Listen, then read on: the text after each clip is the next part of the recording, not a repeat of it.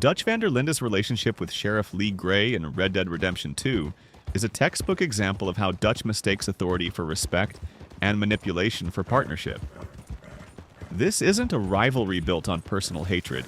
It's a slow-burning collapse caused by Dutch believing he can sit at the table with men who exist to eventually sell him out. Sheriff Gray represents local institutional power in Rhodes, and Dutch badly misreads how that power actually works. When the van der Linde gang arrives in Rhodes, Dutch immediately shifts tactics. Instead of hiding from the law, he leans into it. Sheriff Gray isn't treated like an enemy, but like a potential ally. Dutch flatters him, jokes with him, drinks with him, and presents the gang as deputies, helping keep the peace during the Gray-Braithwaite feud. To Dutch, this feels like evolution. He's no longer just an outlaw. He's a man operating above the law by working alongside it. What he fails to understand is that Gray never stops seeing them as expendable outsiders. Sheriff Gray uses Dutch the same way Catherine Braithwaite does, but with a badge instead of a plantation. He feeds the gang selective information, sends them on errands that weaken his enemies, and keeps his own hands clean. The difference is that Gray doesn't even pretend there's a long-term arrangement. His authority comes from the state, not from trust. And once the gang has outlived its usefulness, he plans to erase them. Dutch interprets Gray's friendliness as respect. In reality, it's containment. The turning point comes during a short walk in a pretty town. The gang walks into what they believe is another routine meeting, still convinced they're in control. Instead, it's a setup. Gray's men ambush them in the street, and Sean MacGuire is killed instantly, shot without warning.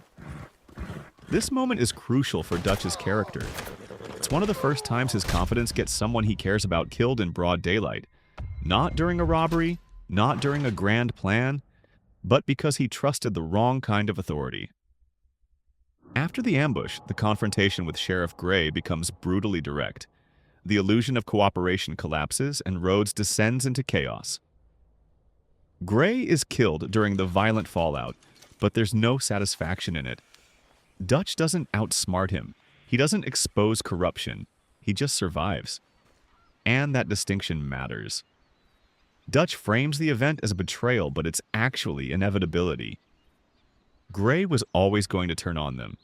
Dutch simply ignored every warning sign because he wanted legitimacy without accountability.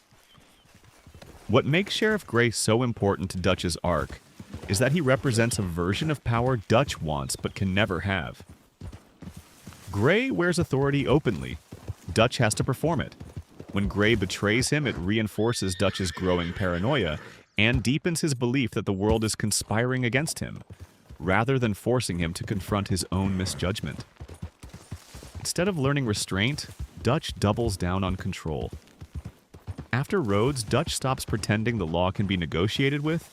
He becomes more violent, more reactive, and more convinced that betrayal is everywhere. Sheriff Gray doesn't just kill Sean, like he kills Dutch's last illusion that he can play both outlaw and statesman. From that point on, Dutch stops trying to coexist with civilization and starts waging war against it, convinced that force is the only language anyone truly understands.